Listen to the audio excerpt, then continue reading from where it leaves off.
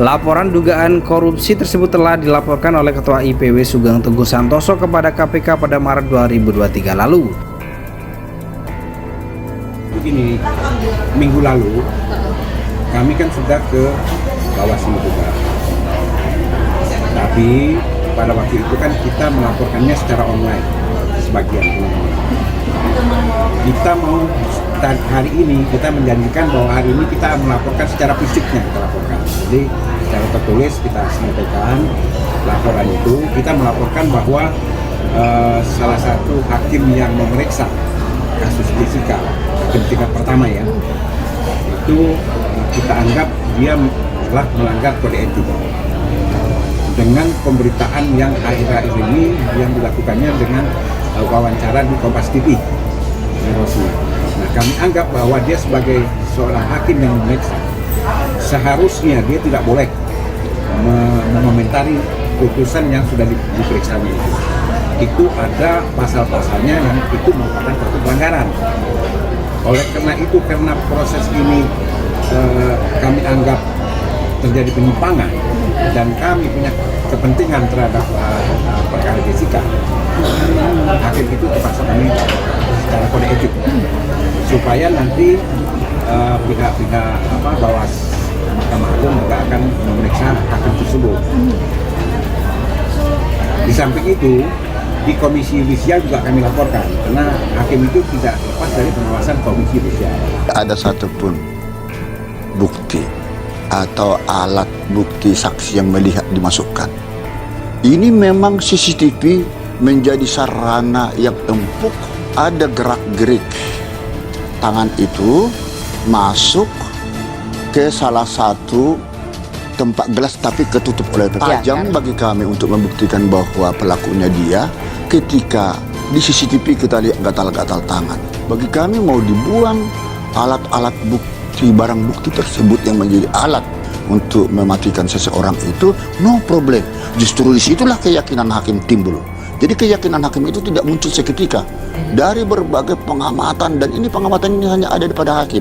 Nah, dari video yang tadi itu kan kita bisa lihat, Kang, betapa CCTV yang sudah direkayasa itu menjadi variabel yang sangat penting untuk meyakinkan hakim dalam membuat keputusannya. Di sana bisa kita lihat bahwa, saya ulangi lagi, CCTV menjadi sarana yang empuk, dan bahwa CCTV ini menjadi tolak ukur.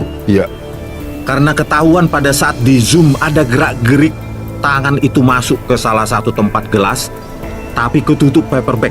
Bayangkan dengan dia mencontek habis narasi dari Muhammad Nuh itu, mencontek habis, mengcopy paste narasinya Muhammad Nuh dan dijadikan rujukan sebagai dasar untuk membuat keputusan. Ini juga bahwa pelakunya dia. Ketika di CCTV kita lihat gatal-gatal tangan. Dia merasa gatal-gatal tangan itu, pergerakan itu tidak bisa dibuat-buat ketika frame itu kasar. Bisa Pak Hakim, itu dibuat-buat bisa. Jadi terus saya menyimpulkan dari apa yang dia katakan tadi, bahwa benar-benar ini narasi Muhammad Nuh itu memang masuk menjadi rujukan dia membuat keputusan. Tapi kalau saya lihat hampir 99% itu narasinya Muhammad Nuh yang menjadi rujukan. Melaporkan ke Bawas yaitu tentang perilaku hakim BG, salah satu hakim anggota pada saat perkara ini disidangkan pada tingkat pengadilan negeri Jakarta Pusat. Kalau waktu di KY kami melaporkan ada 3 pelanggaran, tapi kalau pada hari ini ada 6 pelanggaran yang kami laporkan terhadap perilaku hakim daripada BG ini.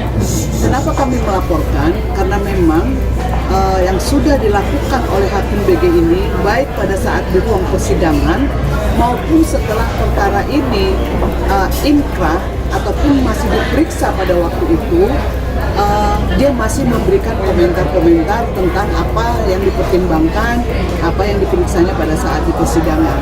Ini jelas-jelas adalah sudah melanggar kode etik, karena memang dilarang, hakim itu dilarang menanggapi, mengomentari perkara yang sedang ditangani maupun yang sudah diputus di luar persidangan. Jadi hal ini yang kami laporkan. Keenam laporan yang kami sampaikan di Bawas tadi, salah satu adalah kode etik yang dilanggar oleh BG ini.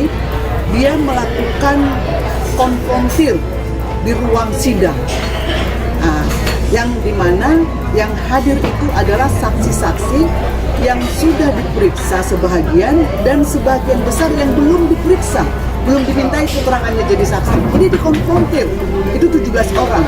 Padahal sesuai dengan kuap kita, saksi itu diperiksa satu persatu. Ini dikonfrontir. Pada saat itu konfrontir, itu yang pertama. Kemudian pada saat ini dikonfrontir, Hakim BG ini turun dari bangkunya, dari panggung itu, dari meja kursi sidangnya, dia turun ke bawah mengatur semua konfrontir ini. Saat ini kasusnya telah naik dari tahap penyelidikan ke tahap penyidikan. Selain itu, nama Edi Hyarij juga sempat viral di belakangan ini karena diketahui sebagai sosok yang pernah menjadi saksi ahli dalam kasus kopi cyanida. Beberapa keterangan Edi Hyarij dianggap menyudutkan Jessica Wongso sehingga membuat Otto Hasibuan selaku penasihat hukum Jessica menyebut Edi Hyarij menebar fitnah. Di tengah tersandungnya nama Edi Hyarij dalam dugaan kasus korupsi, tak sedikit yang menanyakan kembali siapa sosok Edi Hyarij sebenarnya. Profil Edi Hyarij, Prof. Dr. Edward Omar Syarif Hyarij SH M.Hum atau yang lebih akrab disapa Edi Hyarij adalah seorang pakar hukum yang menjadi guru besar ilmu hukum pidana di Universitas Gadjah Mada, Yogyakarta. Nama Edi Hyarij sudah tidak asing bagi kalangan akademisi dan praktisi hukum karena sepak terjang yang malang melintang di dunia pendidikan dan hukum Indonesia.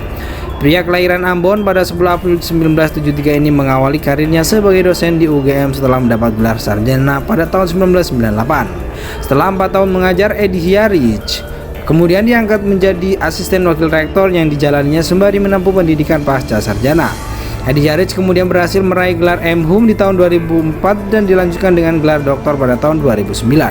Sebagai akademisi, karir Edi Hyarij cukup moncer sebab dia pernah meraih predikat sebagai guru besar termuda di UGM.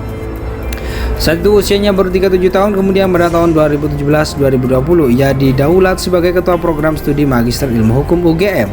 Barulah pada tahun 2020 Edi Hyarij diangkat sebagai Wakil Menteri Hukum dan Hak Asasi Manusia Republik Indonesia. Dari kiprah yang mentereng tersebut membuat Edi Hyarij memiliki total kekayaan yang fantastis mencapai 20 miliar menurut laporan LHKPN tahun 2022. Sebagai seorang akademisi, Edi Hyarij juga telah menerbitkan beberapa buku hukum seperti Asas Legalitas dan Penemuan Hukum dalam Hukum Pidana, Pengantar Hukum Pidana Internasional 2009, Teori dan Hukum Pembuktian 2012, dan lainnya.